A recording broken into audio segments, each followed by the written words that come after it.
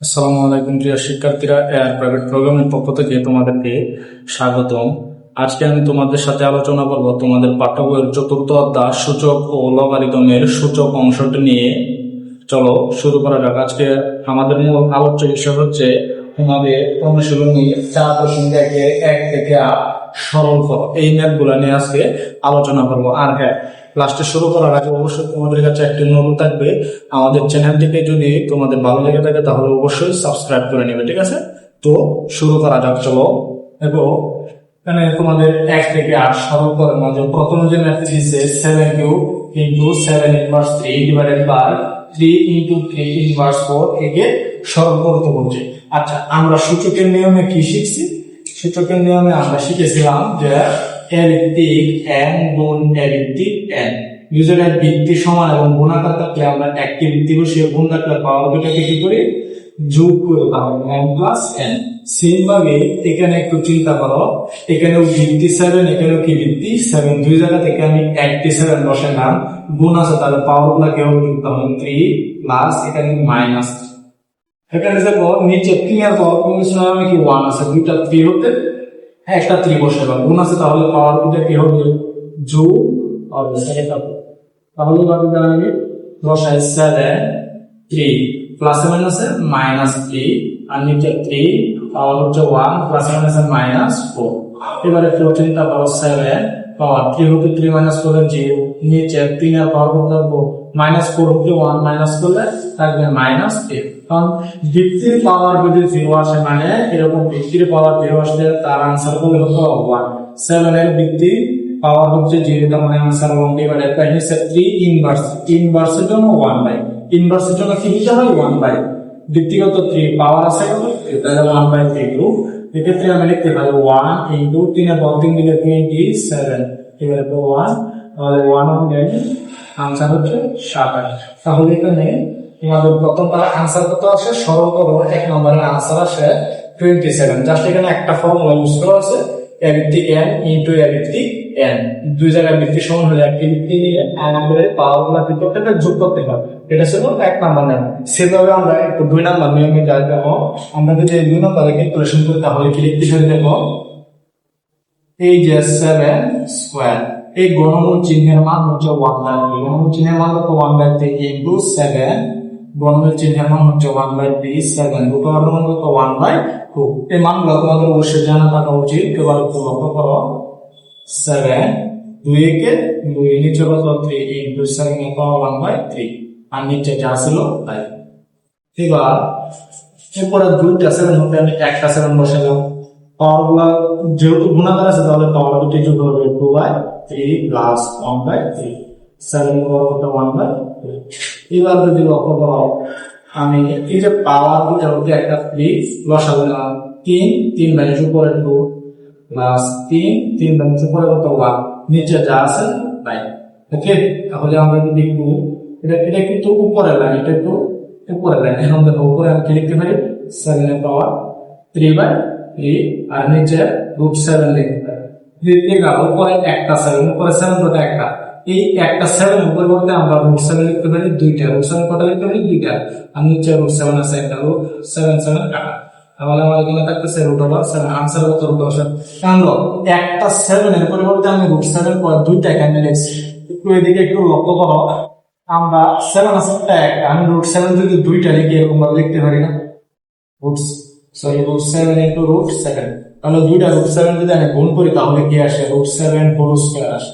এখানে রুট স্কয়ারে কাটাকাটি কত 7, তাহলে একটা 7 এর পরিবর্তে আমি √7 কয়টা লিখতে পারি, গুণাকারে দুইটা লিখতে পারি। এটা সেখানে বসে একটা 7 এর পরিবর্তে √7 লিখছি দুইটা, নিচে √7 আগে লিখেছি, উপরে নিচে একটা জিনিস √7 এর চার। ঠিক আছে, এটা হচ্ছে 2 নাম্বার। এখন 3 নম্বরে কি বলছে, ইনভার্সের কাজ। 3 নম্বরে কি বলছে, ইনভার্সের কাজ।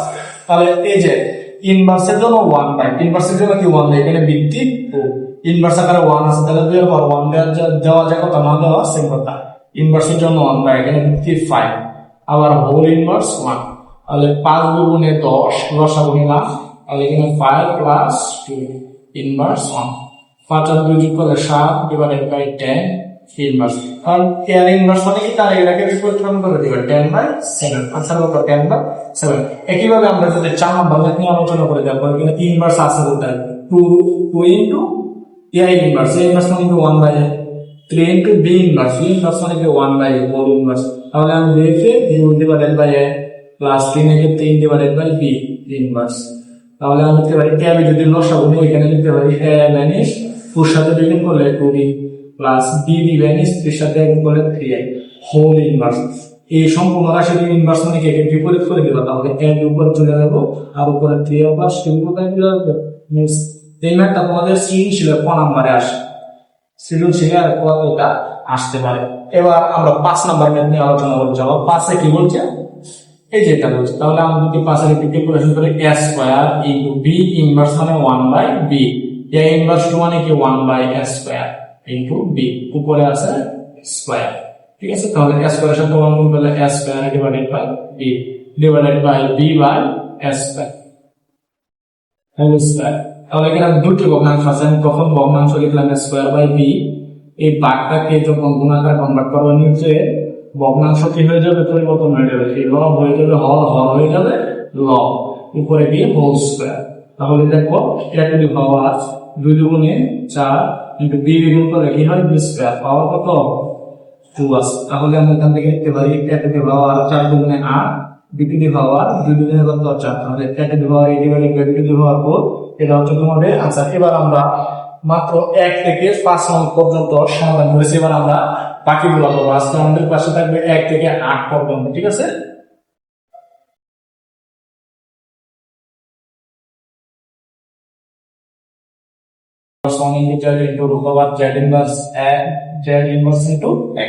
এটাকে সমাধান করে চলো।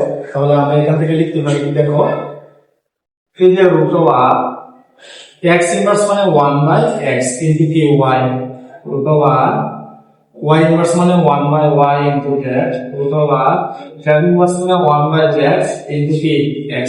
এবার যদি আমরা গুণ করি তাহলে কি আসবে, y এর সাথে 1 যোগ করলে y নিচে x, রুট ওভার z এর সাথে 1 যোগ করলে z নিচে y, root over x divided by z। এবার যদি আমরা রুট ওভারকে আলাদা করে দিই তাহলে কি থাকবে, root over y divided by root over x into root over z divided by root over y into root over x divided by root over z। এবার একটু কাটাকুটি করে দাও, উপরে নিচে উপরে নিচে উপরে নিচে, দেখিস কোনো কিছু নাই, आंसर হচ্ছে 1।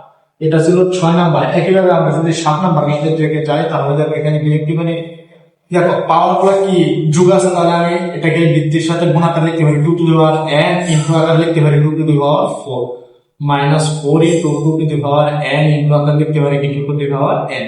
মানে n প্লাস 1 ছিল, আমি ভিত্তি দুটারে আলাদা করে বসাইছি। আমরা কি জানি, গুণ থাকলে পাওয়ার দুটো যোগ হয়, তাহলে যোগ আছে তাহলে আমি গুণ আকারে বসাইতে পারি, অবশ্যই বসাইতে পারি নিচে।